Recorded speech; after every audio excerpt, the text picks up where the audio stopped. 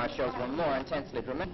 Like the psychological reason that... I simply don't know. I can't imagine. I mean, you must realize that when I left the broadcast last night, I went into dress rehearsal for a play that's opening in 2 days, and I've had almost no sleep, and I know less about this than you do. I haven't read the papers except... What was the first inkling you had that something was wrong? After it was over. You were aware of terror at the time you were giving this role? Were you aware that terror was going on throughout the nation? Oh, no, of course not. We did Dracula, and it seemed to me during Dracula I had high hopes that people would react as they do in a movie of that kind, and I don't know that they did, particularly, and so I've given up. One doesn't believe in the radio audience much. You don't know that whether they're listening or not. You have no idea how many people are listening or what they're thinking. I had every hope that the people would be excited as they would be at a melodrama. Yeah. Good. Tone down do it again. But you don't play down the melodramatic effect of a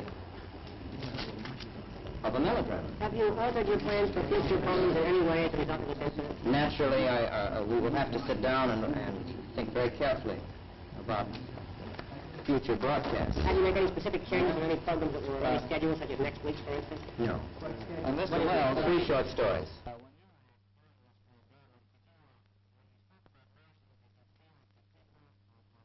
On this program would know that there was no such thing as Martians?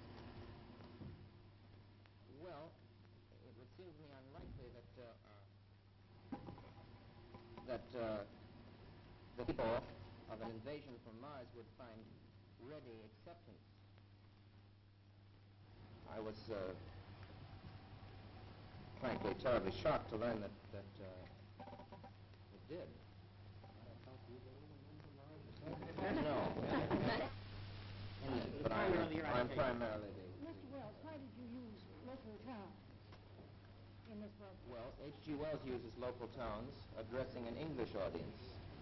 I was addressing an American audience, so the transplantation was quite logical. He doesn't use mythical towns. He uses quite real ones.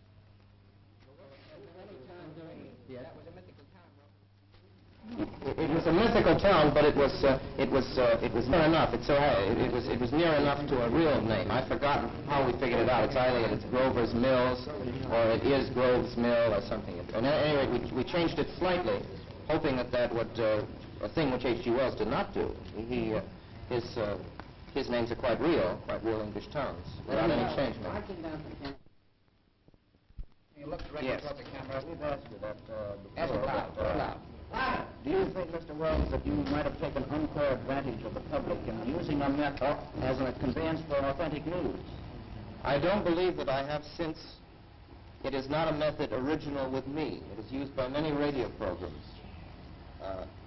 I am terribly shocked by the effect it's had. I do not believe that the method is original with me or peculiar to the Mercury Theater's presentation. Do you think there ought to be a law against such enactments as we had last night as a result of that? I don't know what the legislation would be.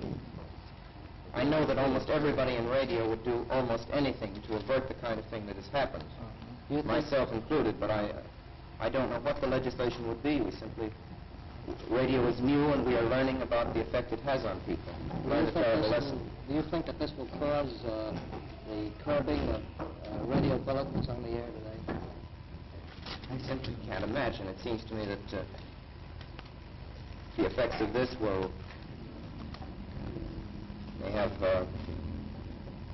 may cause much legislation. I simply don't know.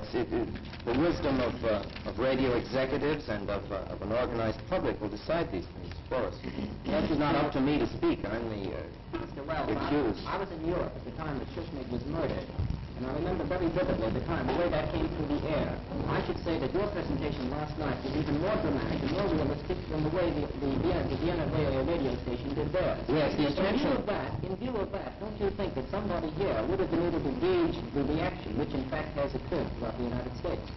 Well, every radio program tries to be more dramatic than life, as every play tries to be more dramatic than life, and every movie, not less so. I would have been surprised and hurt, as anybody would, if they'd been told that a presentation was less effective than life.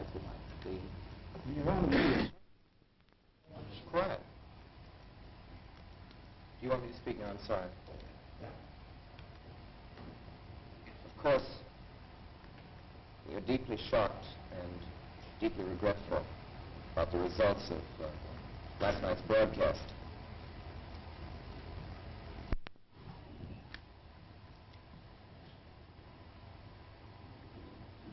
The date of the broadcast was 1939, and it came rather as a great surprise to us that a story, the fine H.G. Wells classic fantasy, the original for so many succeeding comic strips and adventure stories and novels, about a mythical invasion by monsters from the planet Mars, should have had so profound an effect upon radio listeners.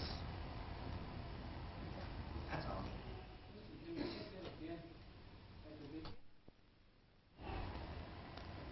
The date of the broadcast was clearly stated as being 1939. Came, of course, as a great shock to us that the old H.G. Wells fantasy, the classic original for so many adventure stories, romances, and even comic strips, should have so profound an effect upon radio listeners. The invasion by mythical monsters from the planet Mars seemed to us to be clearly in the realm of a fairy tale. Deeply regretful that this is not so.